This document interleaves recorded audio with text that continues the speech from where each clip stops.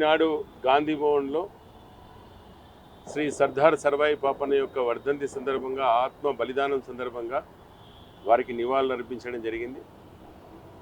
గత 350 సంవత్సరాల కిందటనే తెలంగాణ ప్రాంతంలో జరుగుతున్నటువంటి దోపిడీని, తెలంగాణ ప్రాంతంలో జరిగినటువంటి అణచివేతకు వ్యతిరేకంగా ఆనాడు పరిపాలకులు గ్రామాల్లో వెళ్ళి ఖచ్చితంగా మీరు పన్నులు కట్టాలనే ఒక ఆలోచనతోనే అరాచకం సృష్టించి అక్కడ ఉన్నటువంటి స్త్రీలను కూడా అవమానకరంగా చేస్తూ తెలంగాణ ప్రాంతంలో ఆత్మగౌరవాన్ని నాశనం చేసే విధంగా ఆనాడు పాలకులు చేస్తే ఆనాడు తిరగబడ్డటువంటి మహాయోధుడు సర్దార్ సర్వాయి పాపన్న.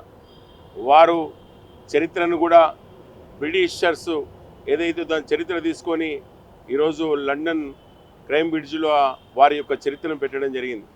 అలాంటి మహానుభావుల్ని కాలక్రమేణా చాలామంది పాలకులు పరిపాలిస్తున్న దాన్ని ఏనాడు కూడా పుస్తక రూపంలో తీసుకురానటువంటి పరిస్థితి లేదు.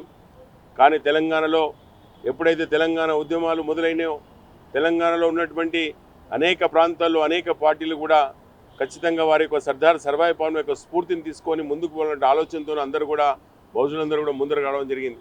అదే సందర్భంగా ఆనాడు ఏదైతే వారు సామాజిక న్యాయం, సామాజిక విప్లవం రావాలంటే ఆలోచనతోన పెత్తందారు వ్యవస్థను వ్యతిరేకంగా, పెత్తందారు వ్యవస్థలో ఎలాంటి అరాచకాలు చేసిరో వాళ్ళకి వ్యతిరేకంగా సర్దార్ సర్వాయి పాపన్న ఏదైతే పూనిండో అదేవిధంగా ఈరోజు కూడా రాష్ట్ర కాంగ్రెస్ పార్టీ దేశంలో రాహుల్ గాంధీ గారి యొక్క చైతన్యంతోన సామాజిక న్యాయం, కింది స్థాయిలో ఉన్నటువంటి నిమ్మ జాతులను పైకి రావాలి, ఎస్సీలు, ఎస్టీలు, మైనార్టీలు, బీసీలు, దళితులు అందరూ కూడా రాజకీయ చైతన్యం రావాలంటే ఒక ఆలోచనతోన వారు తీసుకున్న నిర్ణయంతోనే తెలంగాణ ప్రాంతంలో రేవంత్ రెడ్డి అన్న ముఖ్యమంత్రిగా ఉంటూ, పిసిసి అధ్యక్షులు మహేష్ కుమార్ గౌడ్ అన్న ఉంటూ ఇద్దరు కూడా సామాజిక న్యాయం పాటిస్తూ ఈనాడు 44% ఈరోజు బీసీలకు ఇవ్వాలంటే ఒక ఆలోచనతోన ఈరోజు రాష్ట్రంలో రేవంత్ అన్న నాయకత్వాన, మహేష్ అన్న నాయకత్వాన ఈరోజు అసెంబ్లీలో తీర్మానం చేసి మనం పంపించడం జరిగింది. ఎప్పుడైతే సామాజిక న్యాయం జరుగుతుందో అప్పుడే నిమ్మ జాతులు, కింది జాతులు కూడా పైకి వచ్చేటువంటి ఆలోచన ఉంటుంది. ఎప్పుడు అణచివేయకుండా ఉండేటువంటి ఆలోచన వాళ్ళకే ఉంటుంది. కనుక ఆ విధంగా కాంగ్రెస్ పార్టీ ఆ విధంగా వారి స్ఫూర్తిని తీసుకొని సర్దార్ సర్వాయి పాపన్న ఆనాడు 350 సంవత్సరాల కింద ఏదైతే ఆలోచించి ఆనాడు సైన్యం కట్టుకొని 18 కోట్ల తెలంగాణ ప్రాంతంలో జయించిండో ఈరోజు కూడా కాంగ్రెస్ పార్టీ రాహుల్ గాంధీ గారి యొక్క నాయకత్వంలో ఈరోజు రేవంత్ అన్న, మహేష్ అన్న ఇద్దరు కూడా దళిత బీసీలకు అందరికీ కూడా న్యాయం చేయాలంటే ఒక ఆలోచనతోన 42% రిజర్వేషన్ని మనం తెలంగాణలో ఖచ్చితంగా మేము పాటిస్తామని చెప్పి తీర్మానం చేయడం జరిగింది. కనుక వారి స్ఫూర్తిని, వారి ఆలోచనని రాబోయే కాలంలో ఖచ్చితంగా తెలంగాణ ప్రాంతంలో ముందుకు రావాలి.